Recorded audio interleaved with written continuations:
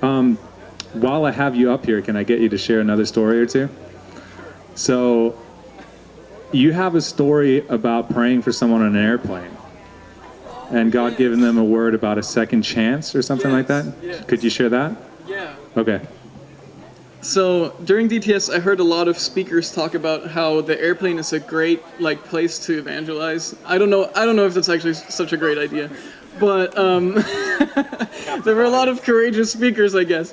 And so on my flight back after our outreach, and I mean there was a whole crazy story with malaria attached to it too. Yeah. God healed me from having malaria for 6 weeks without treatment. It was wild, called me into missions, but I finally got on my flight home.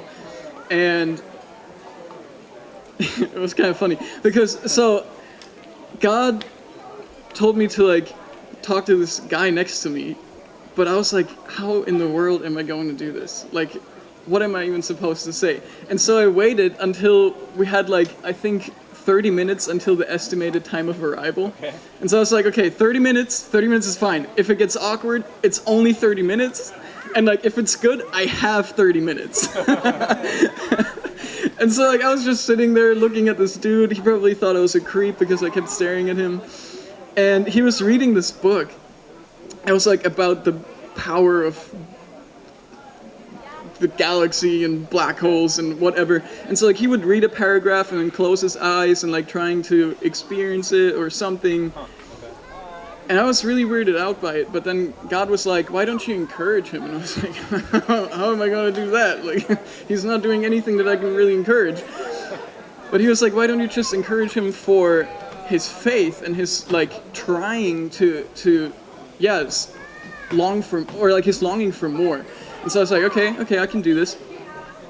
And I just turned to him and I was like, hey, I think it's really cool what you're doing.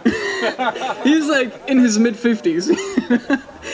And he was just like, what do you mean? And I was like, I don't know, I've just been watching you for the last few hours and watching you read your book and you've been closing your eyes and trying to apply what you read and I think it's really cool.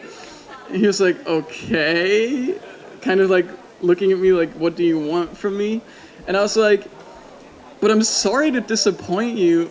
I don't think you're going to find what you're looking for in this book. And then he was like, what? And so I was like, oh no, it's just the part where it's going to get awkward. 20 minutes, you know? Yeah. And all of a sudden, I was just internally praying, not out loud, obviously, that would be weird. And the Holy Spirit drops this little nugget in my mind.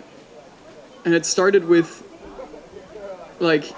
him telling me to ask him about his daughters. So I was like, you got daughters, right? And he was like, yeah. And so we started talking about that, and I was trying to explain the gospel to him kind of in a way that would make sense as a dad in relation to his children. And he asked me a lot of questions about God in the Old Testament, how that's how the picture of God that's depicted in the Old Testament fits in with Jesus' embodiment of God in the New Testament. And so we talked a lot about that. And at some point, the Holy Spirit gave me another nudge, and he said, I want him to give me a second chance. And I was like, oh, shoot. And so I was kind of talking around it, trying to get a feel for if he ever was really in Christian circles or something, or had some church hurt or something, but there was nothing to get out of this man. And so eventually I just looked at him and I was like, hey man, I really feel like Jesus wants you to give him a second chance.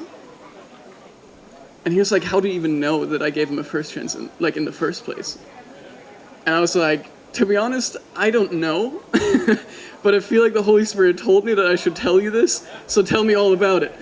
And he goes on this whole story rant kind of about his family and his mom and him being in a Catholic church and things having kind of been not that easy and him having carried a lot of hurt from it and kind of cut that side off.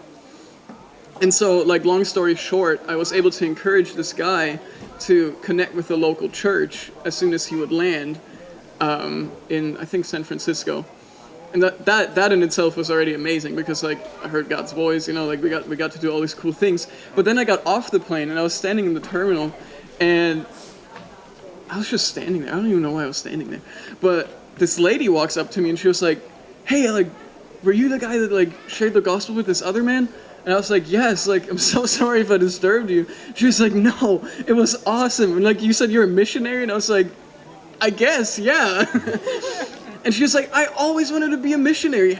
How did you get into it? And I was like, actually, it's not that hard. Like, it's pretty simple if you go with YWAM. And she was like, oh my gosh, okay. And then she actually started looking into that too. So like, that was like a second-hand blessing to it too. I love that. Thanks for sharing. Yeah.